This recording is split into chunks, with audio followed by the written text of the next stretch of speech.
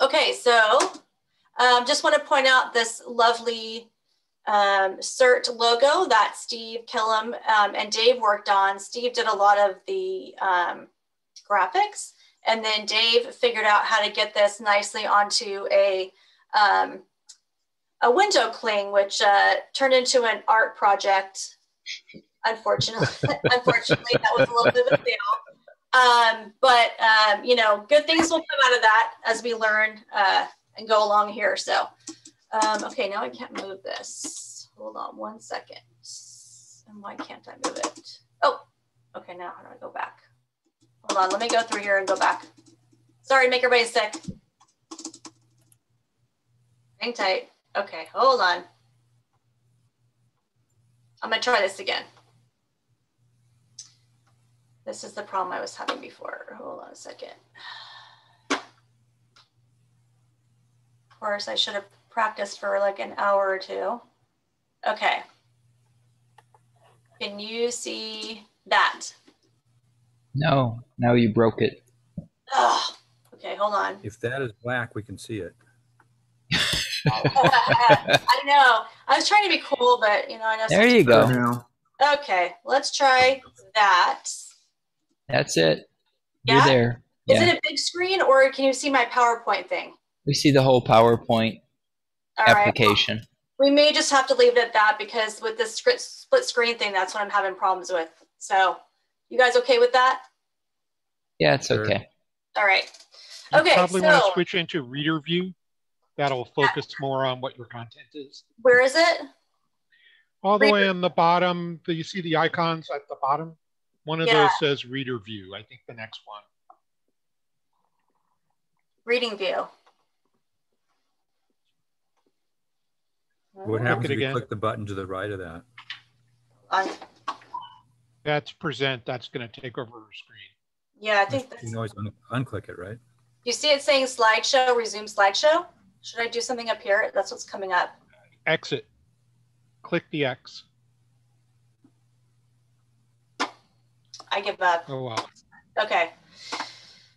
All right. Well, sorry, guys. All right. So agenda today. Welcome, everybody. I think I already did that. And then we're going to go over some announcements, review of the CERT volunteer task list. I'd like to renew and revigorate ourselves on that one. A little bit of an overview on FirstNet. Neil has been assisting me with getting that going, and I just want to kind of share with you some things about it. I thought it was kind of cool, though you might know more than I do already about it.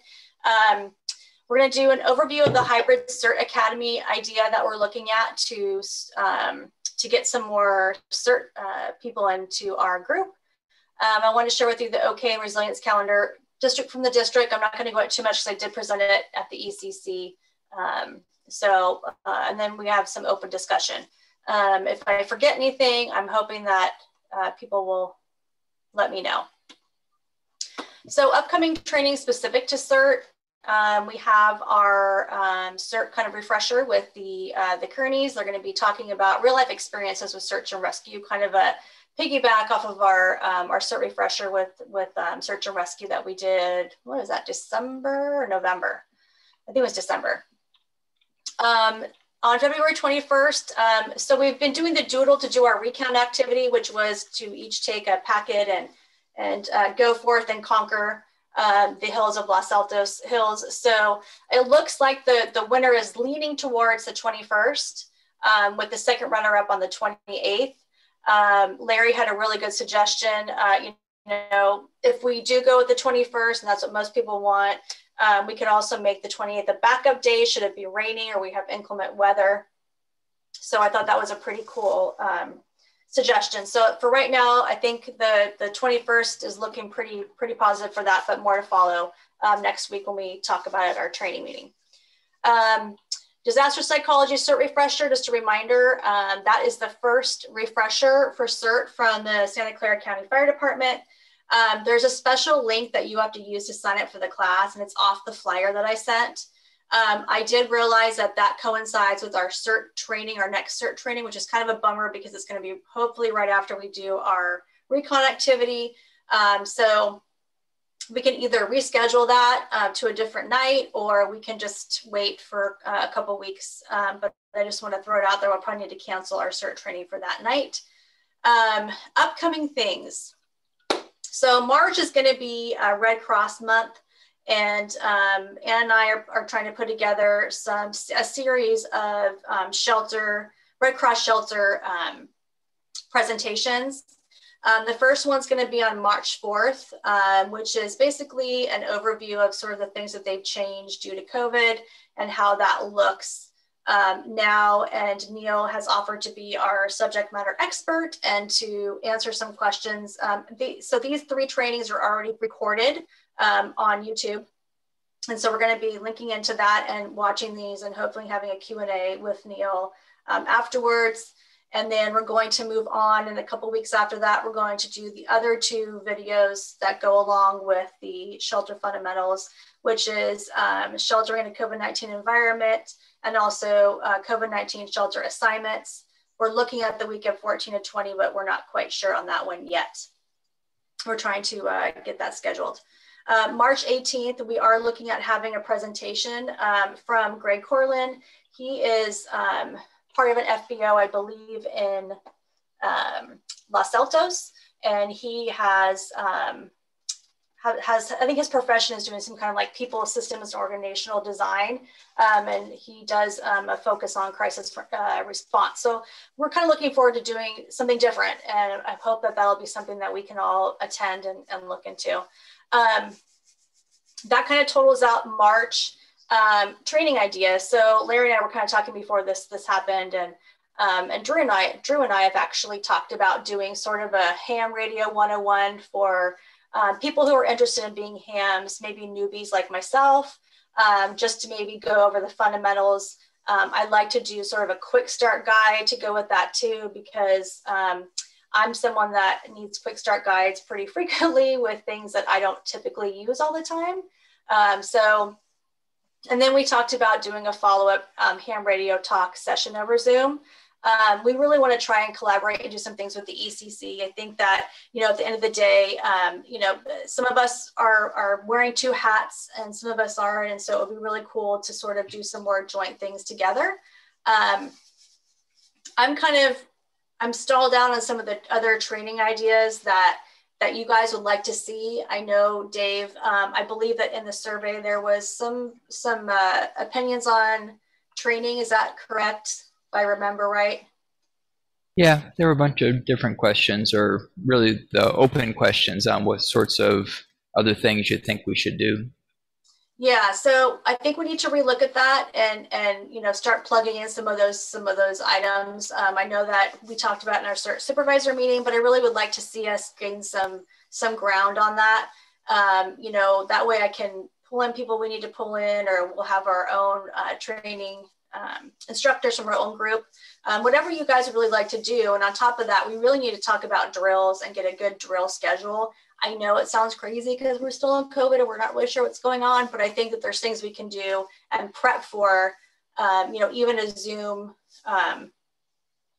activation or whatever you guys think we could tabletop. But I really think, we need to be focused on taking the time that we have now when we're not all running around busy and crazy, and really making some plans to move forward after we open up. So, I might be reaching out to some of you that has some ideas on training that you talked about in the survey, and maybe you can help facilitate some of these ideas and present them to the group as well. So as always, I have office hours now. I'm here full time. So, would love to chat. I try not to get people stuck in meetings, but poor Dave Stewart got stuck in a 3-hour meeting with me. And I felt so bad. I was working him over. So I'm sure he'd love a break from me. So if anybody else wants to jump into a little meeting with me, I'd really appreciate it. Any questions on any upcoming trainings that we've talked about for February and March? You don't have times on some of these? Are they going to be the normal 7 till 8 or 7 till 9? The March 4th should be. We haven't confirmed the rest of the stuff for. Are you talking about in March, right? Yeah. Yeah. I think the cert refresher on March 4th will be the regular 7:30 to 9 time. I just want to confirm with Ann, but that's what that is looking like. And then the Gray Corlin, I don't think she's quite got a time frame down, but I have a feeling she'll go for that same time frame. Yeah. They like the 7:30 to 9 in Los Altos. So. And Victoria, you're going to update your calendar so it'll reflect all of these? Yes, we just actually had our planning meeting this morning for March and April. So that's why I haven't had a chance to do it yet. But yes, that's going to go on the training calendar. Great. That's great. Any more questions? I can't see the chat, so sorry if anyone's got a question. If somebody wants to jump in and let me know if there's a chat question. Other announcements. So we've decided to give out some tchotchkes for taking the CERT survey. So the people who already took it will be asking you for your choice of an item. For those of you that have not done it, if you could do it, that's great. I don't see who's on the call, but I think probably most of you that are on it have already done it. But you'll receive a prize. So I just want to kind of remind everybody about that. Also, we're working on the CERT supervisor list. Just want to know if you're wanting to stay on that list or if you want to drop off the mailing list. Dave is taking the yes or no answers. Yeah, just send an email to me, not to the whole world. Yes, thank you for that detail. That's a huge one. First aid bags need to be refreshed, I believe, in the backpacks. Dave and I went through that was another thing I suckered him into, is going to get his first aid bag and go through the things, and we definitely need to refresh them. So I was thinking of making a date, if anyone's willing to offer their driveway, to have people drive up and we'll exchange out their items. At the same time, we can hand out some headlamps and goggles for the backpack refresh. So just, it's really hard to get to the ARC right now. I last week couldn't even get there. I couldn't get approval because the guy never got back to me. And they have somebody that's campus police there pretty much every time I pull up now. So I think we need to look at an alternative, a safe alternative, obviously, but I know some people have offered their driveways for pickups and things like that, but it won't take too long to switch out some of that stuff. It's just literally taking some stuff out and replacing it, and off you go. So if anyone wants to offer their driveway, we're willing to help out with that. Much appreciated. This is Larry, and you can use our driveway. Oh, cool. Okay, thanks, Larry. Awesome. I'm wondering if, boy, can we just scoop this all together? And if someone's doing the recon activity, because we were gonna do that for the recon activity anyway, right? Yes, but I think that the material for recon would be, thinking of having it make available to people before that Sunday. So I think we should do these on a separate days. Okay, I'm fine with that. Sure, we'll look into doing that. I'll get some dates. We'll get some dates set up and figure that out for you guys. Thank you, Amy, for bringing up my CERT training calendar. I know it's a little bit painful to subscribe to it and get that going, but I'm hoping it'll be a great tool for you guys so that you can kind of get events live updated on your own calendar for when we update. You know, there's some things sometimes that sneak up on me, and I'm really trying to get that going and stay on top of it, because I'm hoping that once I get caught up with some of these things, we can link that to the website somehow and be able to update everything all at one time. At least that's the hope. Other announcements, I'm going to start doing Coffee with Victoria every Monday at 10, every other Monday, sorry, starting in March, 10 a.m. I thought I'd do a trial run, just you guys can, you know, Zoom in with me with your coffee, chit chat, maybe come up with, you know, some ideas you came up with, if you want to talk about, you know, what's coming up and get some updated information on things. Just thought it'd be fun to kind of do some social hour. I'm doing 10, but we can do earlier too. I know whenever I throw 8 or 9 around, people start getting kind of, it's too early. So also too, I have found a trivia game through another CERT website that I thought would be fun to do, like a CERT trivia game night. So I might be putting out a doodle for that. What a good night you guys want to do it. I thought, you know, more social stuff. It'd be kind of fun to do some cert trivia and have some prizes you can win. So just some other things I thought would be good, because I know we're really missing a lot of the social aspect of our group, and I miss it too. So I'm hoping that some of these things we can see each other when we're not having to do, you know, presentations or talk about heavy things. We can just kind of chit chat. Any other questions or comments about the announcements? I saw there was, hold on, was this a chat? Oh, cool. Mira offered her driveway too, and her son Mahir, who's been awesome, which I'll be talking about him in a second. One other announcement. So I don't know if I think we've talked about this before, but I just wanted to bring it up again. The CSA, the Community Services Agency, is really looking for volunteers to help with food delivery and their donations they're getting. It is a lot of these is coming out of the Mountain View Senior Center.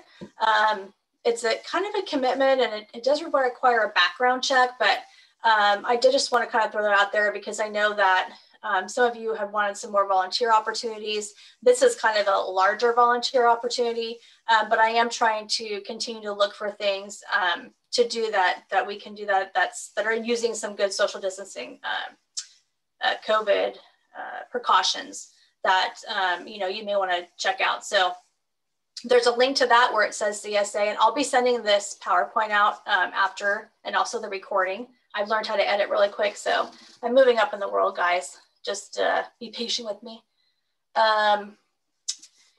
Cert refresh volunteer list. So I kind of went back through our volunteer list, and I want to kind of highlight some things that we need to get done and sort of a timeline that I think would be good to shoot for. So for us right now, the higher priority, we do have to get the Toyon trailer inventory and refresh it. There's 13 first aid bags in there. There's a lot of garbage. There's a lot of stuff that I'm not sure is organized very well. So I'm really looking for some help with that. There's some heavier items in there to move around. I did the inventory for the left-hand side of the container. So there's two different sides to it. The left-hand side is from the county health department. It's sort of an emergency pod, which Marcia said we're welcome to use if we get activated. So that's kind of what that's there for. And then on the right-hand side is a lot of it looks like some of our like large animal pet crates, those kind of things, and just some stuff that something's just been shoved in there. So really need to get some help with that. I did sucker my son into coming today, and he moved some things. He gave me about 25 minutes, which was really nice. In teenage minutes, that's a long time. And he was able to move some stuff around for me, but I think we really need to get back in there and clean it out and make it more user-friendly. As I said, both trailers need their first aid bags refreshed. I did do most of the Loyola trailer, and then the town trailer needs to be done too. John Montrum has offered to help with trailer maintenance. The generators need to be run for about 30 minutes every month, and it would be good for us to kind of just do a quick, make sure everything's, you know, organized and still looking good in those trailers monthly. So he and I are kind of working on some checkoff lists, kind of, you know, updating some things. And then we might be reaching out to some of you that have offered to help with that. My thought is it would be good for some of us to maybe go monthly, either with John or get trained by John and go by yourself to kind of learn how to run the generator and turn the lights on and things like that. Things that seem like they're easy, but it's not always as easy as we want it to be. So we definitely need to be refreshing the kits. I have the items for that, so I'm just looking for some help with what we can. I know that, and I meant to start off with this, I know that some of us might be leery about going out right now. We're really close to getting vaccines, and I want to be very cognizant of those feelings. So I just, if people are interested in doing that and they want to wait, that's okay. I just need to know so that way I can try and maybe fit into my schedule to get some of these done, but I really would love some help. We also want to reorganize the ARC a little bit for some user friendliness, and some items probably need to get moved to the toy yard because there's some space that's been taken up by some new items that we've put in the ARC, you know, namely COVID-19 things and some hand washing and some extra sanitizing and things like that. So we need someone to come and help with that and start moving some of those things over. And then the next thing we need help on is starting to update the website and social media. So Annie Ju has offered to help with the LAH Cert website. So I'm very thankful for her. We're talking about content. If anybody has any content ideas that they'd like to see on that website, let me know. Right now, we'll probably just refresh it and add on, you know, some things that maybe we can pull from the regular LAH CFD website. We're going to probably be redoing that as well when it comes to emergency preparedness and classes and things like that, just to make it a little more user friendly. So if anyone is interested in doing any social media for recruiting, website work, things like that, would love to hear from you. The next thing that's sort of a high priority that we've already been working on for, I don't know, probably years, is the Wi-Fi bridge and the ham antenna installation. I'm currently, I've been assigned to talk with the engineer for the district, and he's going to be looking at the scope of work and the vendors. Jay Logan asked me to have him do that. And then we're going to go through that process and hopefully get that going. I'd like to get that off my plate as well. So probably, hopefully a lot more to come and soon. The FirstNet phone, I am just waiting to figure out how we're going to pay for it. I have everything set up already. Thanks to Neil for helping out with the FirstNet idea information. I've learned a lot, and I'm going to show a little bit of that to you guys in a little bit. The next thing we have going on is the hybrid cert program. So hybrid cert program is something that is basically online modules that have been put together by the University of Utah. The hybrid cert program is something that has been implemented since COVID. There's a couple of cert groups that have done it in the county. I'm going to be showing you some slides of one of the meetings that we went to for CCLT.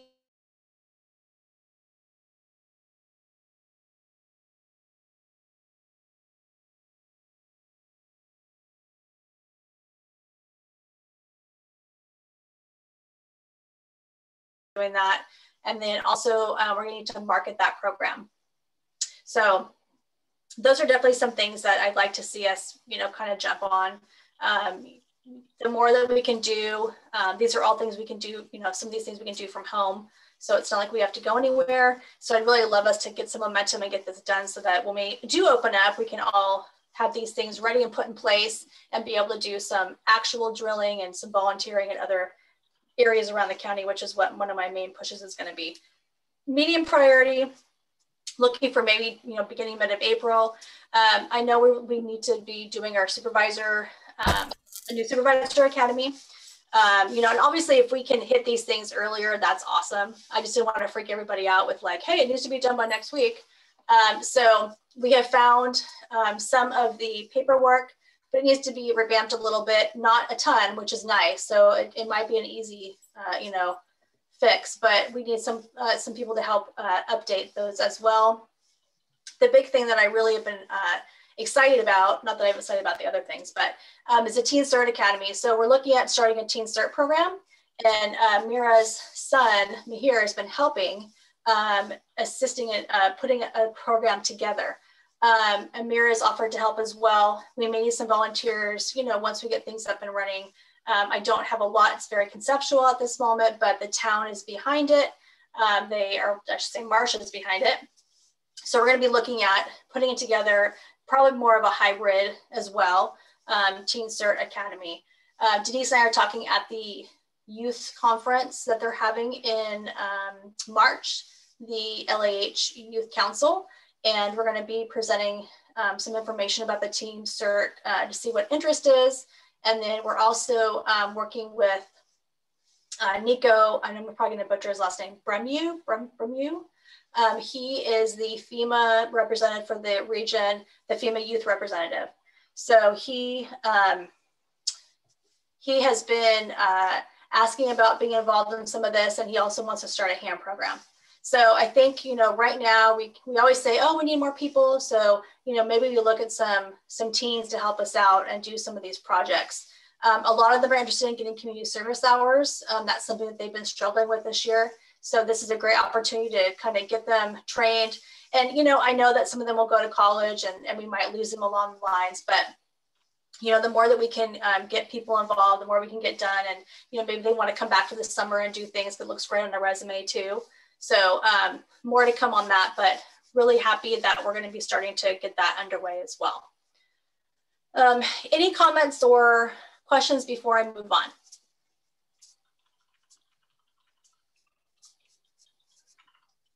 I can't be that thorough and exciting. All right, well, all right, moving on. So I wanted to kind of show you a little bit about FirstNet. Now, he was talking about bandwidths and all sorts of stuff, and I had to kind of have him dumb it down for me a little bit because I'm just not understanding of that. So I'm just going to show you the slide deck, a couple things that he had sent, which may be interesting to you, sort of how FirstNet came to existence. You know, it was definitely something that they saw was a challenge with radio communication that impacted response after the 9/11 attacks. So basically, an independent agency deployed the public safety broadband network. And then this pretty much started to expand. And then it expanded nationwide for a build out of a certain bandwidth, which probably makes a lot of sense to some of you. And it's basically just a public safety broadband network. So basically the network is only used by people who are part of FirstNet, and you can only be part of FirstNet by being an approved agency. So we were actually on the list already, which is nice. So it was kind of an easy move over to do an account with them. So he also agreed to come and talk to us if you guys are interested in learning more about it, because I'm going to probably butcher this, but at least you'll have an idea of sort of what we're looking at and why we're looking at it. So this is actually something that was government approved apparently. And basically what happened is it went out to bid and AT&T won the bid to deliver the service. So this is what we're going to be getting in terms of a phone and the ARC. So that way we have open communication. He told me a couple people already that have are part of FirstNet is Purissima Water and Los Altos PD.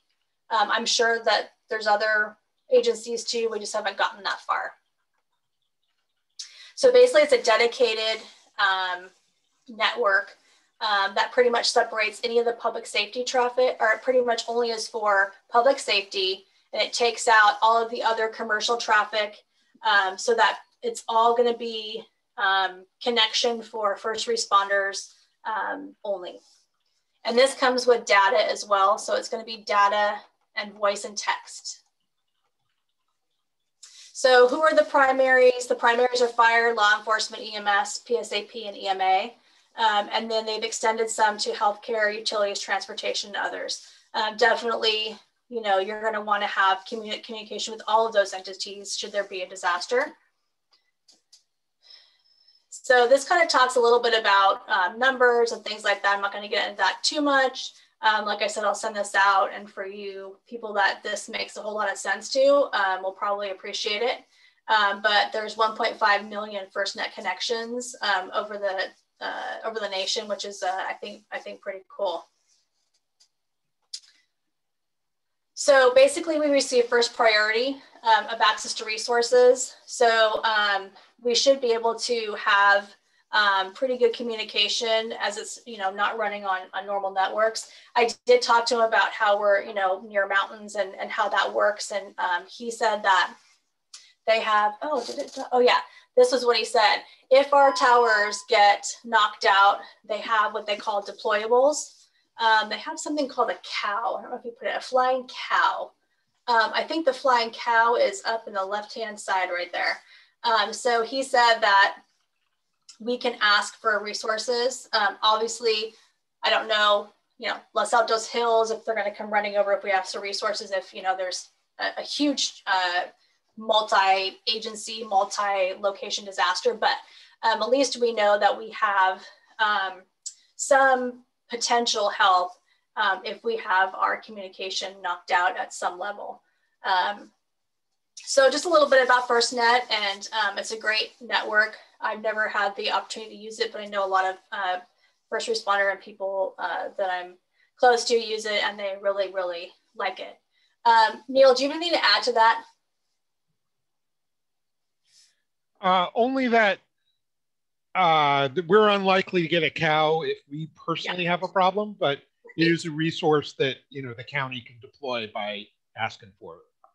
Yeah, exactly. So he's got a really good presentation. I don't know how long it is, maybe 40, 45 minutes. And he talks about how he's deployed the cow and where and things like that. So if you guys are up for it, hit me up in the chat and let me know if you'd like me to have him come and talk more about it. But it's a pretty cool program. Can I ask a basic question? Hopefully I can basically answer it, yes. So I'm presuming here this is just using the AT&T normal cell infrastructure, but it's just prioritizing the traffic that's on FirstNet. Is that correct? Not 100%. Yeah, Okay. no. They have a dedicated, it's called Band 14. Yep. After But I guess what I'm 9/11, asking is, if I have good AT&T cell coverage, does that mean I'll have good FirstNet coverage and vice versa? Or is it different cell towers for the FirstNet and for Band 14 only? Are you saying if you purchased a FirstNet phone for yourself? Is that the question? If my personal cell phone is served by AT&T and I know around town where the coverage is good and where the coverage is bad, will the same coverage map apply to a FirstNet phone because AT&T is the provider of it? Not necessarily. They can manage, they manage different sets of roaming agreements for the first responders. Ah, so for example, AT&T might lease some Verizon antenna time in order to serve FirstNet traffic. Do I understand that right? Correct. Ah, perfect. Thank you. That's good. So that they could get, in theory, the superset of the good coverage of both themselves and their competitors. And especially in the presence of outages, FirstNet will get better service than AT&T because they've contracted for first responders that way. Okay, great. Victoria didn't mention it.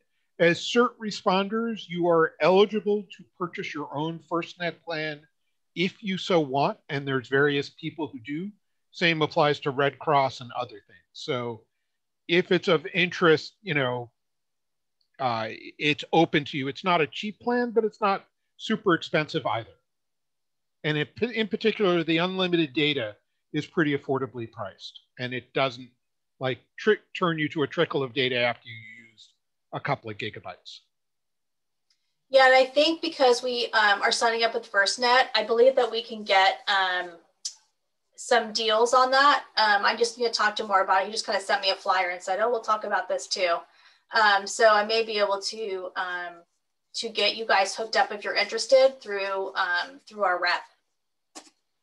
Neil, What do you does know that if we give can? us as individuals? I think you can get it as individuals through, because we have basically a blanket FirstNet account. No, I mean, what capabilities do we get?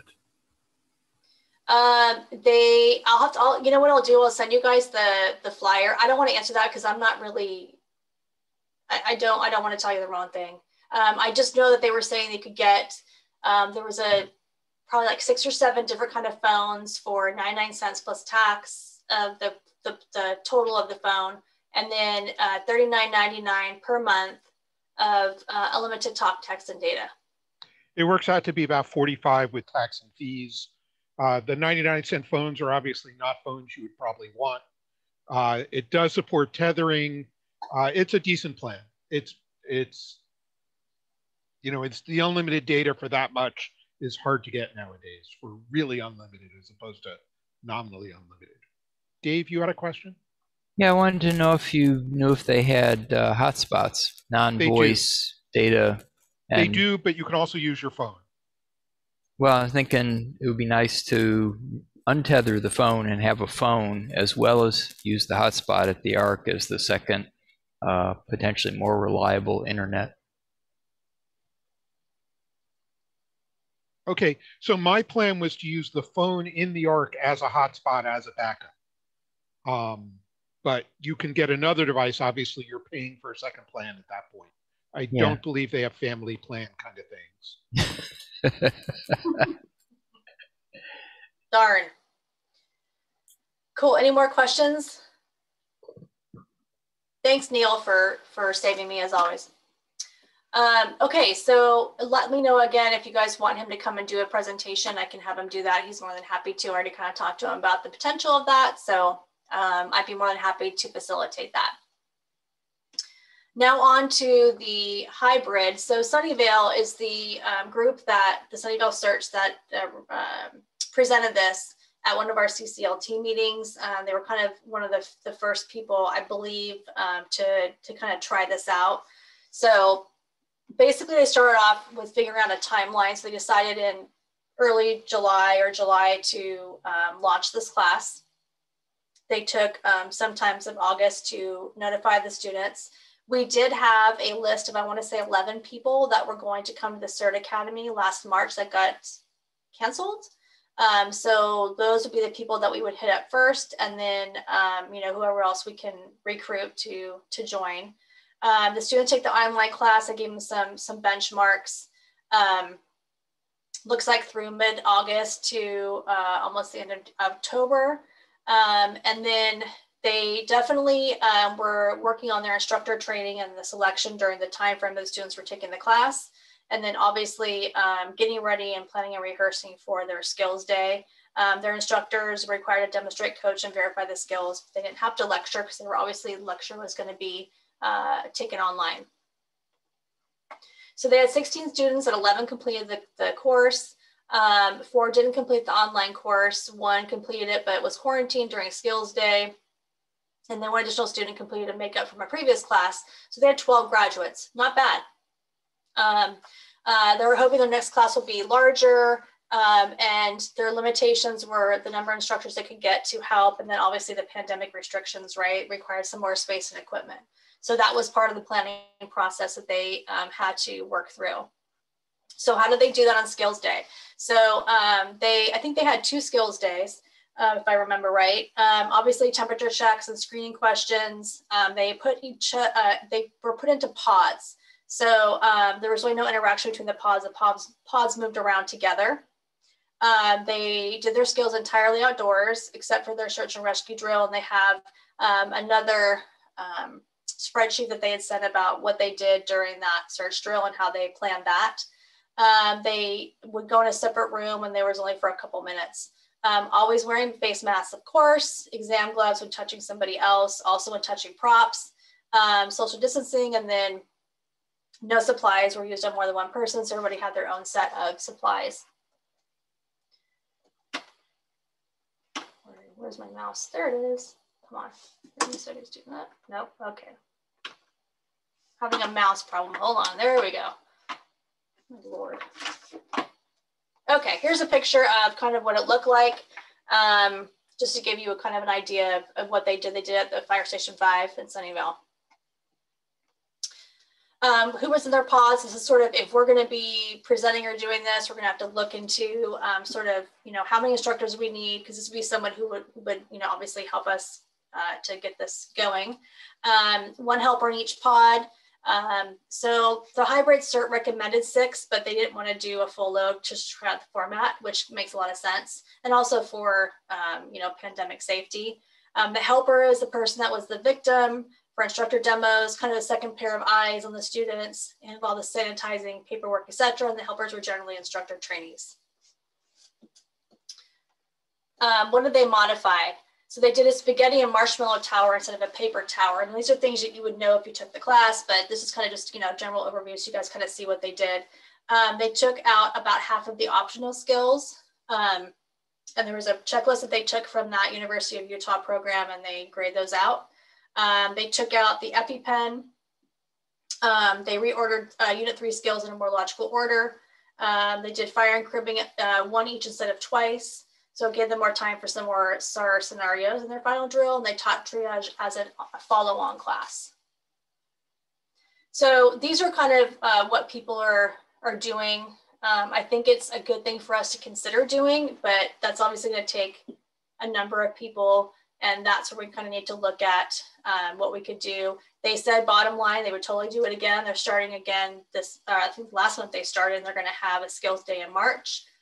That might be a little dicey, but they're going to at least definitely, the thought process is, should we make this part of a traditional CERT class now? Because realistically, it's a lot easier for someone to have a benchmark timeline. Okay, you have to have this done by, a month to take, 6 hours of the class, and next month will be 6 hours, and do it on your own time versus having to go, at night or on the weekends. So something for us to think about. And I definitely think that we're gonna, kind of gather what we can with people helping and start to get at least something going. I think most of the programs are considering doing this at some point in the next couple months. There is potential of in September is the Los Altos Hills CERT Academy. That's planned to be a live version, not online. But again, who knows where we're going to be. I know they talked about after Labor Day, it being, pretty much open, but I don't know if that's the case with all these vaccine issues we're having, how much that's going to delay a lot of those things. So any questions or comments about that? What do you guys think of it? I'm going to stop sharing so I can actually see everybody. There you all are. What do you guys think? Weird? Not sure? I was trying to understand the pod concept. It's one thing when your kids go to school together in a pod, they're not seeing anyone else at all in between school. But in this case, how is it spread out over multiple weeks? Is it like one day a week where suddenly the same people are back in a pod, or is it intensive whereby it's just like done all on the same day? It was done all this, I think it was over 2 days. Okay. Just like one full weekend or something? Yeah, it was 2. I want to say it was 2 8-hour days. Neil, do you remember offhand exactly what he said? I wasn't at that meeting, but normally they did it on 2 separate sessions so they could run more people in parallel. So I think I forget if they had 2 or 4 pods. Mm-hmm. Yeah, I believe it was over a couple of days. So, obviously, so they had, from my understanding, it was literally right before they shut down again. So they were able to do the 10, right? I think it was they were in that 25 at that point. So, these are some things that we'll have to look at, and, maybe we start a little later in the year so that we can have the skills, because maybe things will open up. I don't know, just things to think about. But that's why I'd like to see if someone would want to help me, look into it, sort of look at time frame, figure out what they did, what we want to do, look at scheduling, can we modify, what can we modify? I think it would be really cool. I think trying to get the teen cert stuff going and see if we can pull in a hybrid class like that. Teen cert's sort of close to the normal cert, but with them, it's more trying to make it more fun and exciting. Not that we have to go to a boring hybrid cert class ourselves because we're older, but I think that's a lot, but I think it's necessary. I think, we've stalled out on kind of getting more people and getting ourselves rejuvenated, and some young minds and some young ideas will be good. I just think, we can do it from both sides, right? Start an adult thing, get that going to this teen thing. And then maybe we can probably get some parents out of the teen thing too. I know that that's been very successful. So some of the other people that have done the teen certs is that a lot of the parents, and vice versa, right? Parents pull their teens in, kind of how Mira's, doing with here. And then, we also have the opposite, which is parents go, oh, geez, that's kind of cool. Like, maybe I should do that. So I know we went around on team cert in Mike days, and I know everyone's different. We're under new management. We can do whatever we want. The town had a huge amount of trouble with unaccompanied minors and that whole mixing and matching. And part of that discussion is why we're all fingerprinted now. So it may be a lot harder than it sounds like just from our own perspective.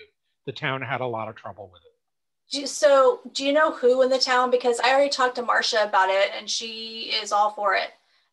She said that teens can be DSWs as long as their parents sign off on it.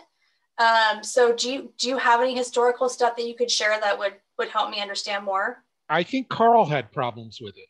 Okay. Okay. But it may have been someone blaming Carl for a council member who had a problem, because everyone shoots at Carl. That's what he's there for.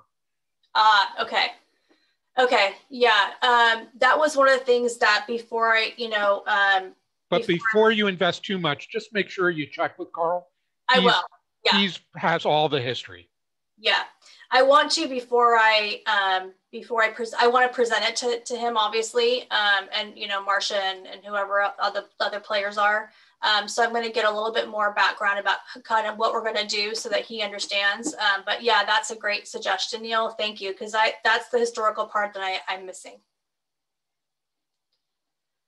And thanks. It looks like Neil. Thank you for. I think a normal thing is a good option to have as a hybrid.